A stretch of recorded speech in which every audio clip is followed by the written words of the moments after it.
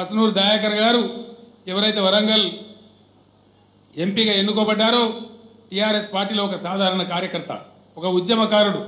ఆయనకు డబ్బులు లేవు, ఆయనకు పెద్ద అధికారాలు లేవు, అంతకుముందు పదవులు లేవు. కానీ ప్రజానీకం గొప్పగా స్వీకరించి 4,60,000 మెజార్టీనిచ్చి బ్రహ్మాండమైన పద్ధతిలో గెలిపించినటువంటి ఘట్టం అద్భుతమైన ఘట్టం అని మనవి చేస్తా ఉన్నాను.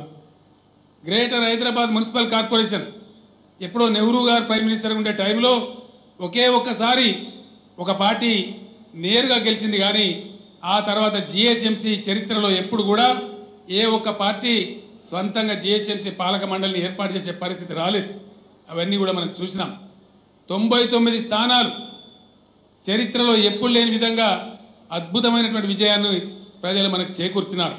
అంటే ఇంత అసాధారణమైన తీర్పు ఎట్లా వచ్చిందనేది మనం అందరం కూడా ఆత్మ పరిశీలన చేసుకోవాలని చెప్పి నేను మనవి చేస్తా ఉన్నాను. ఆ సందర్భంగా కూడా నేను చెప్పింది ఒకటే మాట, మనం గెలిచినామని, అసాధారణంగా గెలిచినామని మన తలకు పొగరెక్కకూడదని, మనం గర్వపడకూడదని కూడా ఎప్పటికప్పుడు నేను తెలియజేస్తూనే ఉన్నాను. మీ అందరితో కూడా నేను కోరేది ఒకటే, మనం అనేక ఒడిదుడుకులు చూసిన వాళ్ళం, అనేక ఎత్తుపల్లాలు చూసిన వాళ్ళం, అనేక అవమానాలు సహించిన వాళ్ళం, లక్ష్యాన్ని చేరుకున్న వాళ్ళం. ఈరోజు మన ముందు మరో లక్ష్యం ఉంది. మనకెవ్వరు బాసులు లేరు. నేను చాలా సందర్భాల్లో చెప్తా ఉంటాను, తెలంగాణ రాష్ట్ర సమితికి ఎవరైనా యజమానులు, బాసులు ఎవరైనా ఉన్నారంటే అది కేవలం తెలంగాణ ప్రజలు మాత్రమే మనకు బాసులు, మనకు వేరే ఎవ్వరు లేరని చెప్పి కూడా ఈ సందర్భంగా నేను మనవి చేస్తూ ఉన్నాను. ఇక్కడ ఉన్నటువంటి పేదరికం, ఇక్కడ ఉన్నటువంటి గోసలు, మన నీటి బాధలు, మంచినీటి బాధలు, సాగునీటి బాధలు, ఇవన్నీ కూడా పోవాలంటే అకుంఠితమైన దీక్షతోని మనం ముందుకు సాగవలసినటువంటి తరుణం. ఈ ప్లీనరీలో ఇలా మనం చేసేటువంటి చర్చ, తీర్మానాలు ఆ దిశగా నిర్దేశం చేయాలని చెప్పి కూడా నేను మీ అందరినీ కోరుతా ఉన్నాను. దయచేసి కొంతమంది కార్యకర్తలు నిల్చున్నారు అక్కడక్కడ, వాలంటీర్లతో నా రిక్వెస్ట్, మీరు వాలంటీర్లు అడావుడి తగ్గించి వాళ్ళకి ఎట్లైనా చేసి కూర్చునే అవకాశం కల్పించండి. ఏదో ఒక చోట ఎక్స్ట్రా చైర్స్ ఉంటే వేయండి. మనం చాలాసేపు సమావేశం జరుపుకునే అవసరం ఉంది.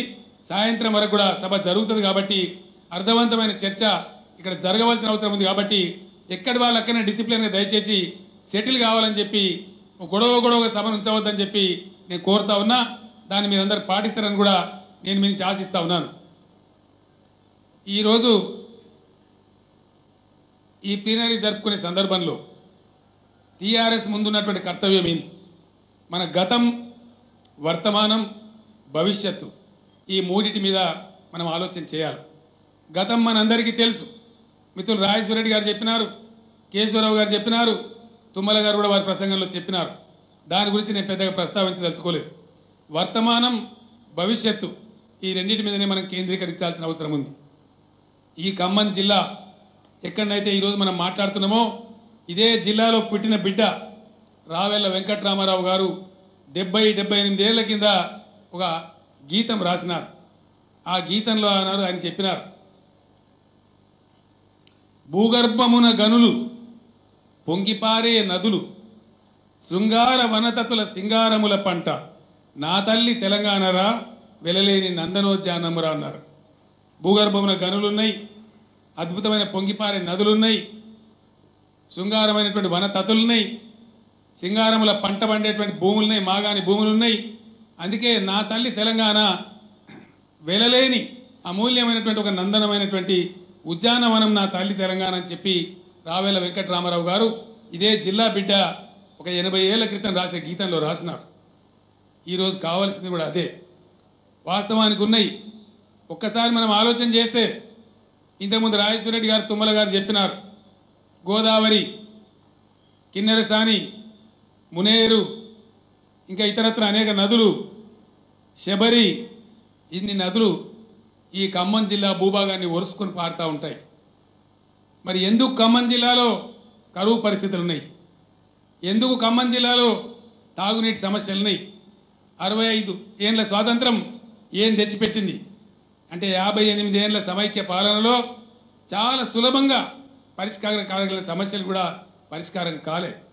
సమైక్య పాలకుల యొక్క పక్షపాత ధోరణి వల్ల, తెలంగాణ నాయకుల యొక్క నిష్క్రియ పరత్వం వల్ల ఈ పరిస్థితి, ఈ సమస్యలన్నీ కూడా తెలంగాణకు సంక్రమించినాయి. ఆంధ్రప్రదేశ్ రాష్ట్రం నుంచి వారసత్వంలో మనకు సంక్రమించినటువంటి దరిద్రం కానీ, సమస్యలు కానీ ధీటుగా పరిష్కరించే బాధ్యత ప్రజలు మన భుజస్కంధాల మీద పెట్టినారు. ఇక్కడ కూర్చున్న వాళ్ళందరం కూడా కార్యకర్తలమే. కొంతమంది కొన్ని హోదాలు రావచ్చు, కొంతమంది ఎమ్మెల్యేలు కావచ్చు, ఎమ్మెల్సీలు కావచ్చు, కొంతమంది పదవులు రావచ్చు, కొంతమంది మంత్రులు కావచ్చు.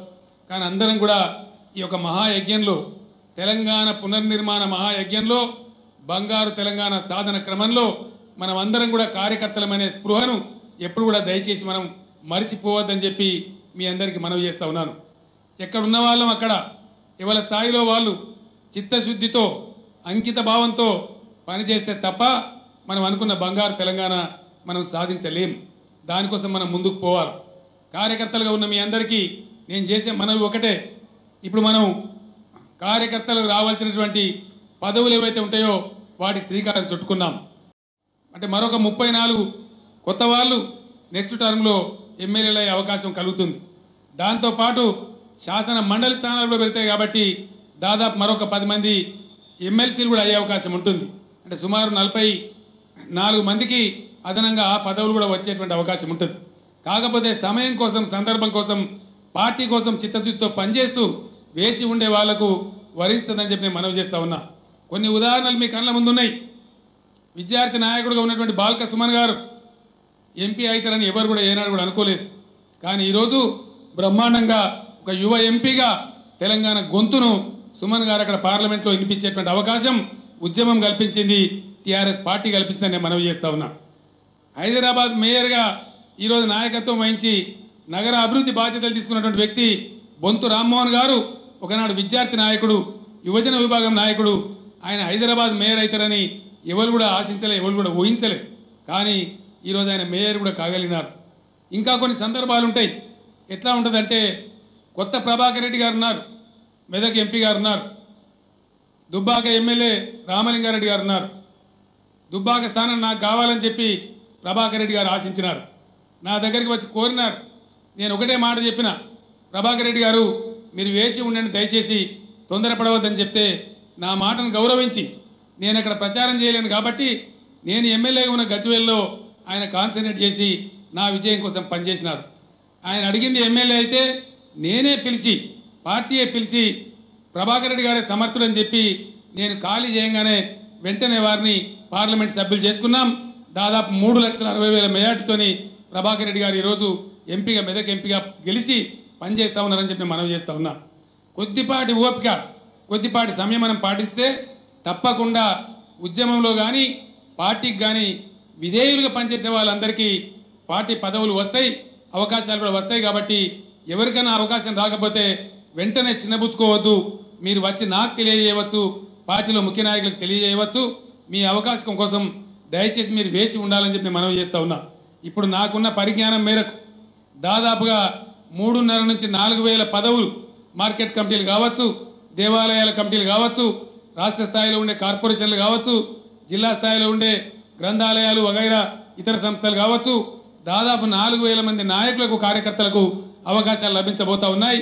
రాబోయే నెలన్నరలో వీటన్నిటిని కూడా భర్తీ చేసుకుంటామని మనవి చేస్తా ఉన్నా. జిల్లా కమిటీలు సమగ్రంగా వేసుకోవాల్సిన అవసరం ఉంది. రాష్ట్ర స్థాయి కమిటీని కూడా సమగ్రంగా వేసుకోవాల్సిన అవసరం ఉంది. మనం పరిపాలన బాధ్యతలు చేపట్టి ఆ వైపుగా మేమందరం సీనియర్ నాయకులందరం బిజీగా ఉన్నాం కాబట్టి వీటి మీద మనం ఇప్పటిదాకా బాగా దృష్టి సారించలేదు. కానీ ఇప్పుడు సమయం వచ్చింది, మనం స్థిరపడ్డాం, ఒక బలమైన శక్తిగా ఎదిగినాం, ఒక బ్రహ్మాండమైన పొలిటికల్ స్టెబిలిటీని రాష్ట్రంలో సాధించగలిగినాం. ఇప్పుడు రెండు కూడా సమాంతరంగా తీసుకొని పోవాల్సిన బాధ్యత మన మీద ఉంది అని చెప్పి నేను మనవి చేస్తా ఉన్నాను.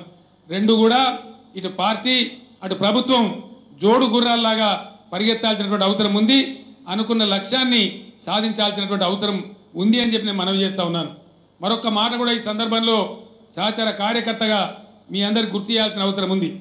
మనం కొద్ది రోజులలో పార్టీ శిక్షణా శిబిరాలు కూడా చాలా పెద్ద ఎత్తున ప్రారంభించుకోబోతా ఉన్నాం.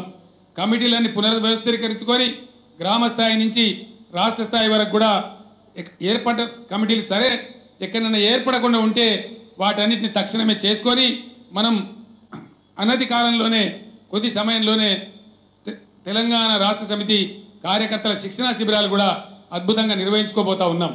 మీ అందరితో నేను కోరేది ఒకటే, కొద్దిమంది మంత్రులు, కొద్దిమంది ఎమ్మెల్యేలు, ఒక ముఖ్యమంత్రి పనిచేస్తే కాదు, పార్టీ యంత్రాంగం ఖచ్చితంగా మన ప్రభుత్వ కార్యక్రమాలను, ప్రబలంగా ప్రజాక్షేత్రంలోకి తీసుకొని పోవాలి. శత్రువులు ఎప్పుడూ ఉంటారు, ఎప్పుడు విమర్శించే వాళ్ళు ఉంటారు. వారికి ధీటైన సమాధానం చెప్పే విధంగా సుశిక్షితులైనటువంటి కార్యకర్తలుగా ప్రజారంగంలోకి ప్రభుత్వ కార్యక్రమాలు తీసుకొని పోవాల్సిన బాధ్యత మన మీద ఉంది అని చెప్పి నేను మనవి చేస్తా ఉన్నాను. రాజకీయాలలో ప్రజా జీవితంలో ఎప్పుడు విసుగు విరామం ఉండరాదు. ఎప్పుడు కూడా నేను చేసినాం కదా అని రిలాక్స్ కారాదు. ఏ నాయకుడైతే రిలాక్స్ అవుతాడో ఆ నాయకుడు ఆ రోజే పతనం ప్రారంభం అయిపోతుంది. నేను సాధించిందే గొప్ప అనుకుంటే అది సరి అయిన విధానం కాదు. మనం ఏ ఎన్నికకు పోయినా ప్రజలు బ్రహ్మాండంగా మనం గెలిపిస్తూ ఉన్నారు. ఇంకేం కావాలి, మాకు అంతా గెలిచిపోయినాం, మాకు అంతా మాకే ఉంది అనుకుంటే మళ్ళీ మొదటికి వచ్చేటువంటి ప్రమాదం ఉంటుంది. ఇంకో మాట నేను పదే పదే చెప్తా ఉన్నా, ప్రజలు నిర్దాక్షిణ్యమైన తీర్పులు చెప్తా ఉంటారు. ప్రజలు మన సహజత్వాన్ని కోల్పోకుండా పద్ధతిగా ఉండి ప్రజల మధ్యలో ఉండి ప్రజల తలలో నాలుకలాగుండి పనిచేస్తే తమ ఆదరణ కొనసాగిస్తారు. ఏమాత్రం మనకు పొగరు వచ్చినా, ఏమాత్రం మనం గర్వపడ్డా, మేము అధికారంలో ఉన్నటువంటి అహాన్ని ప్రదర్శించినా అదే ప్రజలు తిరిగి బండకేసి కొడతారని చెప్పుకుని నేను మనవి చేస్తా ఉన్నా. కాబట్టి ఎట్టి పరిస్థితులలో నిరాడంబరంగా బ్రహ్మాండంగా ప్రజలలో తలలో నాలుకలాగా మనం ప్రజల మధ్య మమేకమై ఉండవలసిన బాధ్యత పార్టీ క్యాడర్ మీద ఉంటుంది. కాబట్టి ఆ ప్రకారంగా అందరూ ముందుకు పోవాలని చెప్పి ఈ ప్లీనరీ సందర్భంగా నేను మీ అందరికీ కూడా విజ్ఞప్తి చేస్తూ ఉన్నాను. మన ముందున్న లక్ష్యాలు చాలా పెద్దవి ఉన్నాయి. నేను చాలా సందర్భాల్లో చెప్పినాను, తెలంగాణ రాష్ట్రంలో దాదాపు 80% వరకు బలహీన వర్గాలు, దళిత సోదరులు, గిరిజన సోదరులు, మైనార్టీ సోదరులు 80% ప్రజలు వీళ్ళే ఉంటారు. కాబట్టి మనం సంక్షేమానికి చాలా ప్రాధాన్యత ఇచ్చినాం. భారతదేశంలోనే ఏ రాష్ట్రంలో చేయనటువంటి, ఎవరు ఊహించినటువంటి, పేద ప్రజలు కూడా కలలో కూడా అనుకోనటువంటి అనేక సంక్షేమ కార్యక్రమాలను తెలంగాణ రాష్ట్రం ఈరోజు చేస్తూ ఉంది. మనం సంక్షేమ రంగంలో దేశంలోనే నంబర్ 1 స్థానంలో ఉన్నామని సంతోషంగా సగర్వంగా ఈ సందర్భంగా నేను మీకు తెలియజేస్తా ఉన్నా. 35,000 కోట్ల రూపాయలు పేదల సంక్షేమం కోసం ఖర్చు చేసే ఏకైక ప్రభుత్వం ఈరోజు దేశంలో తెలంగాణ రాష్ట్ర ప్రభుత్వం మాత్రమే అని చెప్పి నేను మనవి చేస్తా ఉన్నాను. చాలామందికి అనుమానాలు ఉన్నాయి. నిన్న కాంగ్రెస్ పార్టీ వాళ్ళు పాపం ఖమ్మంలో పాలేరు ఉప ఎన్నిక ఉన్నది. మనం చాలా ఏ ఎన్నిక వచ్చినా ఒక పద్ధతిగా క్రమశిక్షణతోని మనం పోరాడుతూ ఉన్నాం, ప్రజలు ఆదరిస్తూ ఉన్నారు. మనకు వచ్చే అసాధారణ విజయం ఏదైతుందో దేశమే ఆశ్చర్యపోతూ ఉంది. ఏ విధంగా వీళ్ళ ఓట్లు వస్తూ ఉన్నాయి, ఇంత పెద్ద ఆదరణ ఎందుకు వస్తూ ఉందని చెప్పి చాలామంది ఆశ్చర్యచకితులు అవుతూ ఉన్నారు. దేశవ్యాప్తంగా కూడా ఆశ్చర్యానికి గురవుతూ ఉన్నారు. నేను ఇటీవల ప్రధానమంత్రి గారిని కలవడానికి వెళ్ళినప్పుడు కూడా వారు కూడా నాతో ఏకాంత సంభాషణలో ఈ మాట ప్రస్తావించారు. మీరు గొప్పగా ముందుకుపోతున్నారు, మీ ప్రజలు మిమ్మల్ని బ్రహ్మాండంగా ఆదరిస్తూ ఉన్నారని వారు చెప్పారు. వారు నిన్న కాంగ్రెస్ పార్టీ వారు ఢిల్లీలో పోయి ఎలక్షన్ కమిషన్ ఆఫ్ ఇండియాకి ఫిర్యాదు చేసినారు. ఖమ్మం జిల్లా కలెక్టర్ని మార్చేయండి, ఎస్పీ గారిని మార్చేయండి, రిటర్నింగ్ ఆఫీసర్ గారిని కూడా మార్చేయమన్నారు. వారు మార్చినారు.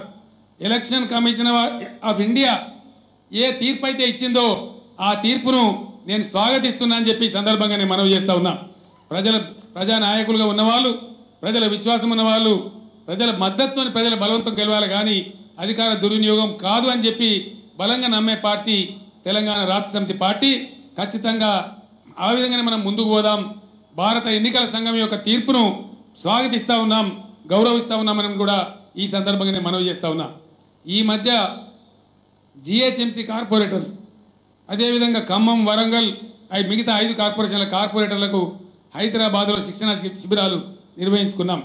ఆ సందర్భంలో జిహెచ్ఎంసీ కార్పొరేటర్లకు నేను ఒకటే మాట చెప్పినాను, ఎప్పుడు గెలవని పద్ధతులలో 99 స్థానాలు మీరు గెలిచినారంటే ఎందుకు గెలిచినారు? దయచేసి ఒకసారి ఆలోచించారు. ఎందుకు మిమ్మల్ని ప్రజలు గెలిపించినారు ఆలోచన చేయండి అని చెప్పి నేను చెప్పడం జరిగింది. వినూత్నంగా ఆలోచించి మంచి కార్యక్రమాలు తీసుకుంటున్నాం కాబట్టి, చెప్పిన మాట చెప్పినట్టు చేస్తున్నాం కాబట్టి, 100% మేనిఫెస్టోను ఇంప్లిమెంట్ అనతి కాలంలో చేసినాం కాబట్టే ప్రజలలో మనకి ఆదరణ ఉంది అని చెప్పి నేను మనవి చేస్తూ ఉన్నాను. చాలా ఎన్నికల ప్రణాళికలు, చాలా పార్టీలు చేసిన వాగ్దానాలు, వాటన్నిటిని కూడా మేము పరిశీలన చేసినాం.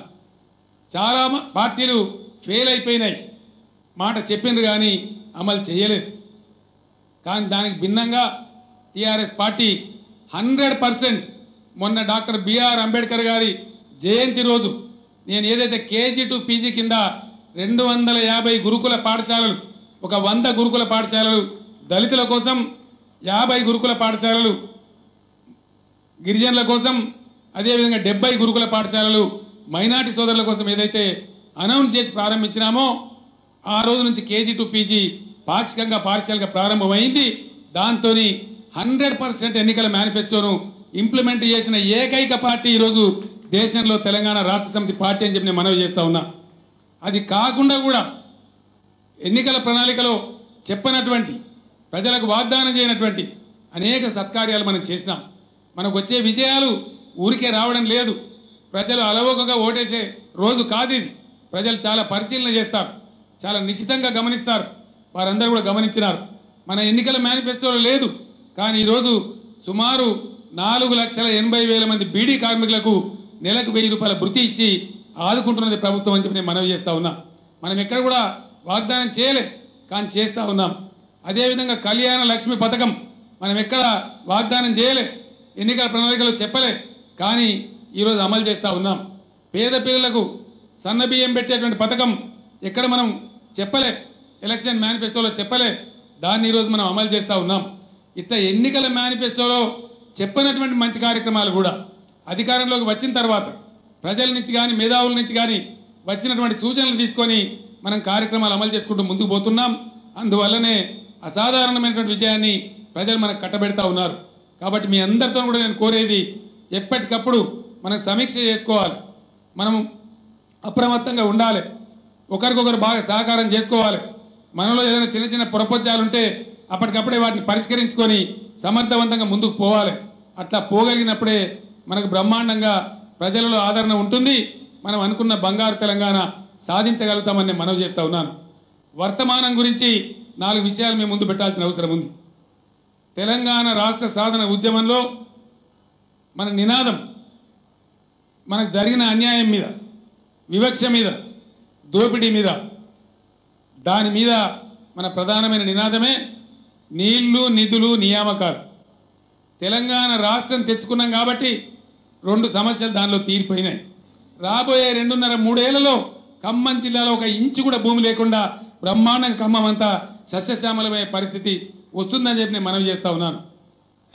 యువ నాయకుడు హరీష్ నేతృత్వంలో ఉన్నటువంటి నీటిపారుదల రంగంలో 2 కార్యక్రమాలు మనం బ్రహ్మాండంగా చేస్తూ ఉన్నాం.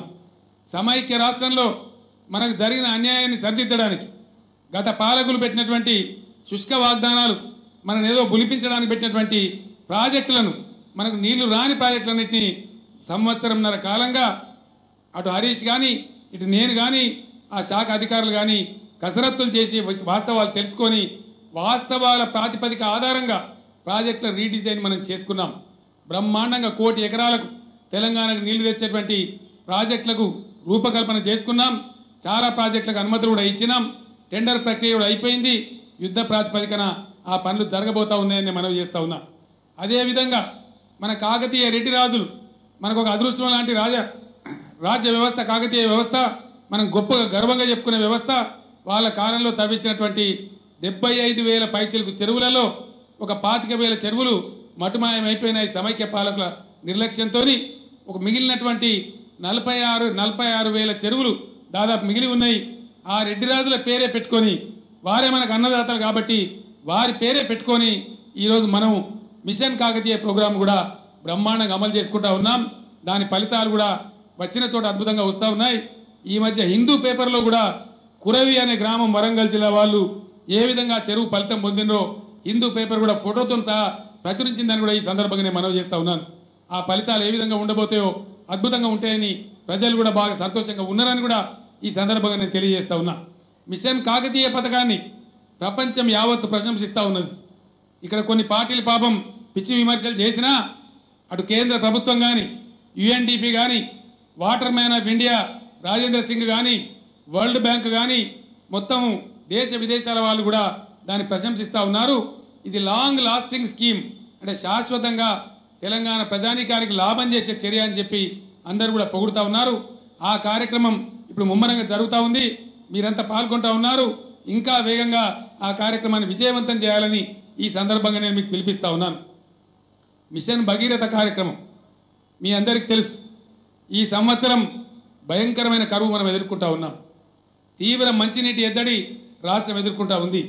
పేపర్ల నిండి ఎక్కడ చూసినా ఎండిపోయిన బావులు, బిందెలు పట్టుకొని కిలోమీటర్ల కొద్ది పోతున్నటువంటి ప్రజల యొక్క ఫోటోలు అన్ని పేపర్లలో వస్తూ ఉన్నాయి.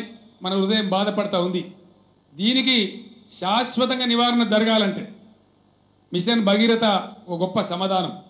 ఎందుకంటే నేను ఎప్పుడో సిద్దిపేటలో ఎమ్మెల్యేగా ఉండే కాలంలో అక్కడ ఒక మంచినీటి పథకాన్ని, మిషన్ భగీరథ లాంటి పథకాన్ని కరీంనగర్ జిల్లా లోయర్ మానే డ్యామ్ నుంచి నీళ్లు తెచ్చి ఆ నియోజకవర్గ ప్రజలకు అందించడం జరిగింది. ఈరోజు రాష్ట్రంలో ఇంత కరువు ఉన్నది. యావత్తు తెలంగాణ మంచినీటి కోసం గోసపడుతున్నది. కానీ సిద్దిపేట అసెంబ్లీ నియోజకవర్గం మాత్రం శాంతియుతంగా ఉన్నారు. వాళ్ళకి ఎటువంటి బాధ లేదు అని చెప్పి నేను మనవి చేస్తా ఉన్నా. ఈరోజు ఇంత కరువులో కూడా సిద్దిపేట నియోజకవర్గం ఎంత శాంతిగా ఉందో, ఎంత సమస్య లేకుండా ఉందో, ఎంత బాగా ఉందో, అదే మోడల్ను మొత్తం యావత్తు తెలంగాణ భవిష్యత్తులో కరువు వచ్చినా, కాటకం వచ్చినా ఆ బాధ నుంచి పోవాలి. దానికి సమాధానమే మిషన్ భగీరథ కార్యక్రమాన్ని మనవి చేస్తా ఉన్నాను. అది కూడా వేగంగా జరుగుతూ ఉంది. గౌరవ శాసనసభ్యులు ఉన్నారు, మంత్రివర్యులు ఉన్నారు, పార్లమెంట్ సభ్యులు ఉన్నారు, మిగతా అన్ని స్థాయిల నాయకులు ఉన్నారు. మీ అందరితో నేను కోరేది ఒకటే, దయచేసి వెంటనే ఈ ప్లీనరీ నుంచి మీ జిల్లాలకు తిరిగి వెళ్ళిన తర్వాత ముఖ్యంగా మంత్రులను నేను కోరుతా ఉన్నా, శాసనసభ్యులను కోరుతా ఉన్నా, పార్లమెంట్ సభ్యులను కోరుతా ఉన్నా, దయచేసి మీ ప్రాంతాలలో ఎక్కడనైతే రైతుల పొలాల నుంచి ఆ పైప్ లైన్లు పోతాయో మే 30 లోపు ఆ పనులు పూర్తి చేయించాలని చెప్పి నేను మనవి చేస్తా ఉన్నా. ఎందుకంటే వర్షకాలం ఈసారి భగవంతుని దయ వల్ల మంచి వర్షపాతం ఉంటుందని పంచాంగం చెప్పింది. శాస్త్రజ్ఞులు కూడా చెప్తా ఉన్నారు. మనకు అవసరానికి మించి 106% రెయిన్ఫాల్ ఉంటుందని కూడా మనకు సూచనలు అంతా ఉన్నాయి. అది మనందరూ కూడా చాలా సంతోషకరమైన వార్త. ఒకసారి పంటలు వేస్తే, పంట చెడగొడుతూ పైపులు వేస్తే ఇబ్బంది ఉంటుంది. కాబట్టి దయచేసి ఎక్కడ నాయకులు అక్కడ తమ తమ నియోజకవర్గాలలో, తమ తమ మండలాలలో రైతుల పొలాల గుండా పోయేటువంటి వివరాలు తీసుకొని మే 30 లోపల అవి వేసేయాలి. మిగిలిన పైపులు రోడ్ల పక్కన పోతాయి కాబట్టి దానికి ఇబ్బంది లేదు. ఆ విధంగా మొత్తం పార్టీ నాయకత్వం అంతా దయచేసి చర్యలు తీసుకోవాలి, ఆ సమస్య రాకుండా చూసుకోవాలని కూడా ఈ సందర్భంగా నేను మనవి చేస్తా ఉన్నాను. మనం ఒక మాట ఇక్కడ చెప్పాల్సిన అవసరం ఉంది.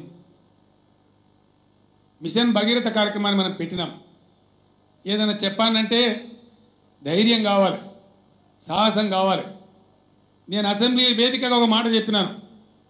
ఈ టర్మ్ లోపలనే ఖచ్చితంగా ప్రతి ఇంటిలో ప్రభుత్వ ఖర్చుతోనే నల్లా బిగించి కృష్ణా గోదావరి జలాలు తెచ్చి తెలంగాణ ప్రజల దాహం తీరుస్తాం, వాళ్ళ కాళ్ళు కడుగుతాం. లేకపోతే ప్రజల ఓట్లు అడగమని చెప్పినటువంటి ఏకైక పార్టీ టీఆర్ఎస్ పార్టీ భారతదేశంలో చెప్పి మనవి చేస్తా ఉన్నా. చాలామంది నన్ను అన్నారు, ఏమిటంటే మీరు ఇంతమంది భవిష్యత్తును స్టేక్ చేస్తూ ఉన్నారు, ఇంత సాహసంగా చెప్తా ఉన్నారంటే, నాకు ఉద్యమంలో సైనికుల్లాగా పనిచేసినటువంటి క్యాడర్ మా పార్టీకి ఉంది. మా వాళ్ళు ఎక్కడికక్కడ అద్భుతంగా భగీరథుల్లాగా విజృంభిస్తారు. ఒక కేసీఆర్ భగీరథులని మీరు అనుకుంటున్నారు, ప్రతి టీఆర్ఎస్ కార్యకర్త కూడా ఒక అపర భగీరథుడే. కాబట్టి ఆ క్యాడర్ ఉంది, కాబట్టి ఆ ధైర్యం నాకుంది అని చెప్పి మిమ్మల్ని చూసుకొనే ఆ ధైర్యంతో నేను చెప్పినాను కూడా నేను మనవి చేస్తా ఉన్నా. కాబట్టి దయచేసి ప్రెస్టీజియస్ ఇష్యూ పథకం కాబట్టి అందరూ ఎక్కడికక్కడ మీరు శ్రద్ధ వహించి మిషన్ భగీరథ పనులను 2017 నాటికే పూర్తి అయ్యే విధంగా మీరందరూ కూడా దానిలో పాలు పంచుకోవాలని చెప్పి నేను మనవి చేస్తా ఉన్నా. మరొక సమస్య కూడా మన సమాజాన్ని వెంటాడుతూ ఉంది. కొన్ని వార్తలు చూసినప్పుడు చాలా బాధ కలుగుతుంది, దుఃఖం కూడా కలుగుతుంది. ఒక స్కీమ్ పెడితే వెంటనే దానిలో బ్రోకర్లు తయారవుతారు, వెంటనే పైరవికాలు తయారవుతారు. కళ్యాణ లక్ష్యం పథకం పెడితే దాంట్లో కొన్ని పందికొక్కులు దూరిపోతాయి. పేదల కోసం ఏదైనా సంక్షేమం పెడితే దానిలో కొన్ని పందికొక్కులు దూరిపోతాయి. ఆ విధంగా కాకుండా దయచేసి టీఆర్ఎస్ కార్యకర్తలు ఎక్కడి వాళ్ళు అక్కడ అప్రమత్తంగా ఉండి ఒక కాపలాదారులాగా ఉండి ప్రజల కోసం నిర్దేశించినటువంటి కార్యక్రమం ప్రజలకు పోయే విధంగా మనం కాపలాదారులుగా ఉండాలని చెప్పి నేను మీ అందరినీ కూడా ప్రార్థిస్తూ ఉన్నాను. కార్పొరేటర్లు కానీ, కౌన్సిలర్లు కానీ, సర్పంచులు కానీ, ఎంపీటీసీలు కానీ, మండల అధ్యక్షులు కానీ, జడ్పీటీసీలు కానీ, మిగతా నాయకులకు నా మనవి, పదవులు మనకు వస్తాయి, అవి శాశ్వతం కాదు. కానీ వచ్చిన పదవికి ఎంత గొప్పగా వన్నె తెచ్చినాం, ఎంత గొప్పగా సేవ ప్రజలకు అందించడం అదే చరిత్రలో మిగులుతుంది. కాబట్టి ఎక్కడి వాళ్ళు అక్కడ దయచేసి అప్రమత్తంగా ఉండి సంక్షేమ ఫలాలు ప్రజలకు అందే విధంగా మీరు కృషి చేయాలని చెప్పి కూడా ఈ సందర్భంగా నేను మనవి చేస్తా ఉన్నాను. మీరు ఎవరైనా సరే మీ అమూల్యమైన సూచనలు పథకాల అమల్లో ఇవ్వదలుచుకుంటే మీకు ఇచ్చిన బ్యాగులలో మీకు పెన్స్ ఇచ్చారు, నోట్ ప్యాడ్స్ ఇచ్చారు. దయచేసి ఒక పేజీ కానీ 2 పేజీలు కానీ రాసి వేదిక వద్దకు అందించినట్టయితే బేగ్ గారు, ఖమ్మం జిల్లా అధ్యక్షులు గారు డయాస్ మీద ఉన్నారు. ఎవరికైనటువంటి అభిప్రాయం అందించాలి, పార్టీకి సలహా ఇవ్వాలనుకుంటే బేగ్ గారికి అందించినట్టయితే అవన్నీ కూడా కేంద్ర పార్టీ తీసుకొని విశ్లేషణ చేసి మీ సూచనలు కూడా పరిగణనలోకి తీసుకోవడం జరుగుతుందని కూడా ఈ సందర్భంగా నేను మనవి చేస్తా ఉన్నా. అంటే గ్రౌండ్ మీద అమలయ్యే విధానంలో మంచి చెడ్డలు మీరు బాగా చెప్పగలుగుతారు, బాగా ఆలోచించగలుగుతారు. కాబట్టి ఎవరైనా సూచన చేయదలుచుకుంటే దయచేసి కాగితం మీద రాసి ఇవ్వాలని చెప్పి కూడా నేను మీ అందరికి విజ్ఞప్తి చేస్తా ఉన్నాను. ఈ విధంగా సంక్షేమంలో మనం నంబర్ 1గా ఉన్నాం. ఇరిగేషన్లో మనకు 4 ప్రధాన రంగాలు. ఒకటి విద్యుత్ శక్తి, ఆ కొరత పోయింది. ఇంకా తెలంగాణకు చీకటి రోజులు రావు. ఎవరైతే గతంలో చెప్పినారో తెలంగాణ రాష్ట్రం అయితే అంధకారం అవుతున్నారో వాళ్ళ నోళ్లు మూయించగలిగినామని చెప్పి నేను మనవి చేస్తా ఉన్నా. ఈరోజు డబుల్ బెడ్రూమ్ ఇండ్లు యావత్ దేశం ప్రశంసిస్తూ ఉంది, ప్రపంచం ప్రశంసిస్తూ ఉంది. డబుల్ బెడ్రూమ్ ఇళ్ళని మనం పెట్టుకున్నాం కేవలం పేదల ఆత్మగౌరవాన్ని పునరుద్ధరించడానికి, ఆత్మగౌరవంతో పేదలు బతకడానికి ఆ కార్యక్రమాన్ని మనం తీసుకున్నాం. దాన్ని కూడా చాలామంది చాలా రకాల అనుమానాలు వ్యక్తం చేస్తూ ఉన్నారు. నేను ఆల్రెడీ మాట్లాడడం జరిగింది. పాలసీ కూడా ఫైనల్ కాబోతా ఉంది. బ్రహ్మాండంగా శరవేగంగా 2,60,000 డబుల్ బెడ్రూమ్ ఇండ్లు తెలంగాణ వ్యాప్తంగా ప్రజలకు నిర్మాణం చేసి అందియబోతా ఉన్నామని ఈ సందర్భంగా నేను మీ అందరికి తెలియజేస్తా ఉన్నాను. డబుల్ బెడ్రూమ్ ఇల్లు కూడా మనం పెట్టుకున్నాం. సంక్షేమ రంగంలో టాప్లో ఉన్నాం, బ్రహ్మాండంగా ముందుకు పోతా ఉన్నాం. ఇరిగేషన్ గురించి చేసుకున్నాం. వర్తమానంలో రాబోయే 3-4 సంవత్సరాలలో ఈ రంగాల మీద పెట్టే పెట్టుబడి 2-2.5 లక్షల కోట్లు. ఇరిగేషన్ కావచ్చు, మిషన్ భగీరథ కావచ్చు, పవర్ కావచ్చు, మిషన్ కాకతీయ కావచ్చు, వీటి మీద మనం పెట్టే ఖర్చు. తెలంగాణ ఆర్థిక ప్రగతి బ్రహ్మాండంగా ఉంది. 15-16 సంవత్సరంలో మన వృద్ధి రేటు 15% ఉంది. భారతదేశంలో ఉండే అతి కొద్ది రాష్ట్రాలలో మనం కూడా ఒకలం సర్ప్లస్ స్టేట్గా ఉన్నాం. బ్రహ్మాండమైన రాష్ట్రంగా మనం ఉన్నాం. 2019-20 నాటికి తెలంగాణ రాష్ట్ర బడ్జెట్ 2 లక్షల కోట్లకు పోయినా ఆశ్చర్యం లేదని చెప్పి నేను మనవి చేస్తా ఉన్నా. మరి పెట్టుబడులు ఇరిగేషన్ ప్రాజెక్టుల మీద, మిషన్ భగీరథ మీద, మిషన్ కాకతీయ మీద, రోడ్ల పనుల మీద ఒకసారి అయిపోయిన తర్వాత అంత పెద్ద బడ్జెట్ మనం ఏం చేయబోతాం? అది మన భవిష్యత్తు ఆలోచించాలి. మనకు ఒక విజన్ ఉండాలి. అంటే నేను ఇప్పటి వరకు ఇరిగేషను, డ్రింకింగ్ వాటరు, రోడ్సు, విద్యుత్తు తదితర తక్షణావసరాల మీద నేను కేంద్రీకృతం చేయడం జరిగింది. ఇలా మిషన్ భగీరథ, మిషన్ కాకతీయ బ్రహ్మాండంగా చేస్తూ ఉన్నాం. గోదావరి నది మీద, తెలంగాణలో ఉండే ఇతర ఉపనదుల మీద అద్భుతమైన చెక్ డ్యాంలు నిర్మాణం చేసుకోబోతా ఉన్నాం. దాదాపు 350 టీఎంసీల సామర్థ్యం ఉండే రిజర్వాయర్లు నిర్మాణం చేసుకోబోతా ఉన్నాం. ఈ జలరాశి, ఈ జలవనరులంతా మనం చేసుకున్న తర్వాత ఎవరైతే మత్స్యకారులు ఉన్నారో తెలంగాణ మత్స్యకారులు కొన్ని వేల కోట్ల రూపాయల వ్యాపారం చేసే విధంగా మత్స్యకారులను ఆదుకునే విధంగా ఆ పరిశ్రమ వైపు మనం దృష్టి సారించబోతాం. అంటే తెలంగాణలో పేదరికాన్ని తరిమి కొట్టడానికి ఒక్కసారి నీటిపారుదల రంగంలో, ఈ మౌలిక వసతుల మీద, తాగునీటి రంగంలో మన పెట్టుబడులు అయిపోతే ఆ తదనంతరం పేదరికాన్ని అడ్రస్ చేసే విధంగా, పేదరికాన్ని తరిమి కొట్టే విధంగా, పేద వర్గాలను పైకి తెచ్చే విధంగా తెలంగాణ రాష్ట్రం యొక్క కార్యాచరణ ఉంటుందని కూడా ఈ సందర్భంగా నేను మనవి చేస్తా ఉన్నా. రాబోయే కొద్ది రోజులలో బీసీ వర్గాలలో ఉన్నటువంటి వృత్తి పని వాళ్ళు ఎవరైతే ఉన్నారో వాళ్ళకు సంబంధించిన ఎజెండా నేను ముందరేసుకోబోతా ఉన్నాను. చేనేత కార్మికుల బాధలున్నాయి, మత్స్య కార్మికుల బాధలున్నాయి, యాదవ సోదరుల బాధలున్నాయి, గీత కార్మికుల బాధలు ఉన్నాయి. రకరకాల వృత్తి పని వాళ్ళు వృత్తి కోల్పోయినారు. ఈరోజు కంసాలి వాళ్ళ వృత్తి పోయింది. వాళ్ళకు ప్రత్యామ్నాయ ఉపాధి చూపించే బాధ్యత ప్రభుత్వంగా మన మీద ఉంది. ఈరోజు కుమ్మరి వాళ్ళ వృత్తి పోయింది, వాళ్లకు దారి చూపించే బాధ్యత మన మీద ఉంది. కాబట్టి వృత్తి పని వాళ్ళ ఎజెండా, బీసీ వర్గాలకు సంబంధించిన ఎజెండా త్వరలోనే నేను టేకప్ చేయబోతా ఉన్నా. ఆ వర్గాల వాళ్ళని పిలిపించి మాట్లాడి వాళ్ళతోనే చర్చ చేసి వాటన్నిటిని కూడా అడ్రస్ చేసే విధంగా ముందుకు పోతుంది ప్రభుత్వం అని కూడా ఈ సందర్భంగా నేను మీకు తెలియజేస్తా ఉన్నా. అన్ని వర్గాల ప్రజలు, తెలంగాణలో ఉండే అన్ని మతాల ప్రజలు, అన్ని కులాల ప్రజలు అందరూ కూడా బాగుపడ్డప్పుడే అదే బంగారు తెలంగాణ తప్ప కొందరు మాత్రమే బాగుపడి కొందరు పేదరికంలో ఉంటే అది బంగారు తెలంగాణ కాదని చెప్పి మీ అందరికి నేను తెలియజేస్తా ఉన్నా. అన్ని వర్గాల ప్రజలను మనం గౌరవిస్తూ ఉన్నాం.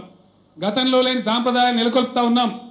హిందువులు, ముస్లింలు, క్రైస్తవులను చూడకుండా ఏ పండగ వచ్చినా మొత్తం రాష్ట్రమంతా కూడా సంరంభంగా జరుపుతా ఉన్నాం. బోనాలు ఎట్లా జరుపుతున్నామో, దసరా ఎట్లా జరుపుతున్నామో, రంజాన్ పండుగను కూడా అట్లే జరుపుతా ఉన్నాం. క్రిస్మస్ పండుగను కూడా అట్లే జరుపుతా ఉన్నాం. ఇదంతా కూడా గతంలో చరిత్రలో ఎప్పుడు లేదు. గంగా జమున తైజీబ్తో ఉండేటువంటి తెలంగాణ రక్తంలో ఉండేటువంటి సంస్కారం మనం ఈరోజు అమలు చేసి చూపిస్తా ఉన్నాం. ప్రపంచమంతా కూడా ఆశ్చర్యపడతా ఉన్నారు. ముస్లిం సోదరులకు నేను ఇఫ్తార్ విందు ఏర్పాటు చేస్తే కశ్మీర్లో కూడా ఇటువంటి విందు ఏర్పాటు కాదని చెప్పి నాకు కశ్మీర్లో ఉన్నటువంటి నాయకులు చెప్పినారు. మా దగ్గర ఎక్కడ కూడా ఏ రాష్ట్రంలో ఇట్లా జరగదని నాకు అనేక మంది నాయకులు చెప్పినారు. క్రైస్తవ సోదరుల పండుగను ఘనంగా నిర్వహిస్తే తెలంగాణలో ఉండే బిషప్లు కావచ్చు, పాస్టర్స్ కావచ్చు, వేణోళ్ళ కొనియాడినారు. విశేషంగా గొప్ప కార్యక్రమం చేస్తున్నారని చెప్పి మనకు దీవెన కూడా ఇచ్చినారు. హిందువులు, ముస్లింలు, క్రైస్తవులు, సిక్కులు కూడా వాళ్ళని కూడా గౌరవించి అద్భుతంగా తెలంగాణ ప్రభుత్వం, తెలంగాణ సమాజం, తెలంగాణ రాష్ట్రం ఈరోజు ముందుకు పురోగమిస్తూ ఉంది. ఇదే పద్ధతిని కొనసాగిస్తూ, ఇదే సాంప్రదాయాలు కొనసాగిస్తూ యావత్తు తెలంగాణ ప్రజానీకం చిరునవ్వుతో బతికే విధంగా, 1 కోటి ఎకరాల సాగుతోని అలరారే విధంగా అద్భుతంగా మనం ముందుకు పోతా ఉన్నాం. మంచి పారిశ్రామిక విధానాన్ని తెచ్చినాం. టీఎస్ ఐపాస్ అనే విధానాన్ని తెచ్చినాం. బ్రహ్మాండంగా సుమారు 1700 పరిశ్రమలకు ఇప్పటివరకు అనుమతులు ఇచ్చినాం. 30,000 కోట్ల రూపాయల పెట్టుబడులు కూడా మనం ఆకర్షణ చేయగలిగినాం. వేలాది మందికి ఉపాధి అవకాశాలు కూడా కల్పించుకోగలిగినాం. ఇంకా కూడా వరదలాగా తెలంగాణకు పెట్టుబడులు వచ్చే అవకాశం ఉంది. దాన్ని కూడా వేగవంతం చేస్తున్నామని ఈ సందర్భంగా నేను మీ అందరికి తెలియజేస్తా ఉన్నాను. ఐటీ రంగంలో అనతి కాలంలోనే మనం నంబర్ 1 స్థాయికి ఎదిగేటువంటి అవకాశాలు కూడా సమీప భవిష్యత్తులో ఉన్నాయని ఈ సందర్భంగా నేను మనవి చేస్తా ఉన్నాను. 2015-16 సంవత్సరంలో 68,000 కోట్ల రూపాయల సాఫ్ట్వేర్ ఎగుమతులతోని ఇండియాలో నంబర్ 1 స్థానాన్ని తెలంగాణ అందుకున్నదని చెప్పి నేను మీకు ఈ సందర్భంగా మనవి చేస్తా ఉన్నాను. ఇట్లా ఇండస్ట్రీ పాలసీ కావచ్చు, ఇరిగేషన్ పాలసీ కావచ్చు, డ్రింకింగ్ వాటర్ పాలసీ కావచ్చు, పేదల సంక్షేమ ఎజెండా కావచ్చు, అన్నిటినీ కూడా సమాంతరంగా పనిచేస్తూ భారతదేశం బేస్ అనిపించుకునే విధంగా, ఏమైనా మీరు ఇంత కొత్త రాష్ట్రం ఎట్లా ముందుకు పోతున్నా అనిపించుకునే విధంగా మనం ముందుకు పోతా ఉన్నాం. మిషన్ భగీరథ బీహార్ కాపీ కొడతా ఉంది, ఉత్తరప్రదేశ్ కాపీ కొడతా ఉంది, వెస్ట్ బెంగాల్ కాపీ కొడతా ఉంది. భారతదేశంలో ఉండే నీతి ఆయోగ్ ఉపాధ్యక్షుడు అరవింద్ పనగరియా గారు అన్ని రాష్ట్రాల ముఖ్యమంత్రులకు లేఖలు కూడా రాసినారు. అన్ని రాష్ట్రాలు ఈ పథకం టేకప్ చేయాలని చెప్పి అందరికీ కూడా తెలియజేసినారు. మిషన్ కాకతీయ కూడా అన్ని రాష్ట్రాలు టేకప్ చేయాలని చెప్పి ఉమాభారతి గారు, కేంద్ర మంత్రి గారు అన్ని రాష్ట్రాలకు తెలియజేసినారు. ఈ విధంగా అనతి కాలంలోనే, రాష్ట్రం ఆవిర్భవించిన అనతి కాలంలోనే నిలదొక్కుని నిలబడి బ్రహ్మాండంగా దేశ స్థాయిలో, అంతర్జాతీయ స్థాయిలో ప్రజల యొక్క మన్నన, దీవెన పొందుతూ ముందుకు మనం సాగుతూ ఉన్నాం. ఇదే ధృతితోని, మరింత ఉధృతితోని మనం ముందుకు సాగాలి. ప్రజలు మనకి ఇచ్చినటువంటి అవకాశాన్ని సద్వినియోగం చేసి వాళ్ళ ఆశ నెరవేర్చాలి. ఆ దిశగా ఈరోజు మనం చేసే చర్చలు ఫలవంతం కావాలని చెప్పి కోరుకుంటూ, మీరందరూ కూడా తీర్మానంలో పాల్గొవాల్సిన అవసరం ఉంది. దయచేసి ఎవ్వరు ఏ రకమైనటువంటి సూచన చేయదలుచుకున్నా మీరు ఖమ్మం జిల్లా అధ్యక్షులు బేగ్ గారికి అందజేయాలి. ఆ సూచనలన్నీ తీసుకోబడతాయి. ఈరోజు కార్యక్రమానికి వచ్చే ముందు ఖమ్మం జిల్లా టీఆర్ఎస్ పార్టీ ఆఫీస్కు నేను శంకుస్థాపన చేసి వచ్చాను. మిగతా జిల్లా నాయకులకు, మంత్రులకు కూడా నా మనవి, ఈ మే నెలలోనే ఎక్కడికక్కడ అన్ని జిల్లా కార్యాలయాలకు కూడా మీరు శంకుస్థాపనలు చేయాలి. జిల్లా కార్యాలయాలు వెంటనే నిర్మాణం కావాలని కూడా నేను మనవి చేస్తూ, మీరందరూ కూడా చర్చలలో భాగస్వాములు కావాలి. వాలంటీర్స్ దయచేసి సైలెంట్గా సభ ఉండేటట్టు చూడాలని చెప్పి మరొకసారి కోరుతూ, మీ అందరికి మరొకసారి ధన్యవాదాలు తెలియజేస్తూ నేను సెలవు తీసుకుంటా ఉన్నా. జై తెలంగాణ. उत्तर पूर्वी क्षेत्र के बारे में मैं दक्षिण भारत होते हुए मुझे बहुत गर्व महसूस होता है कि मैं उसके बारे में आज बोलने के लिए खड़ा हूं, क्योंकि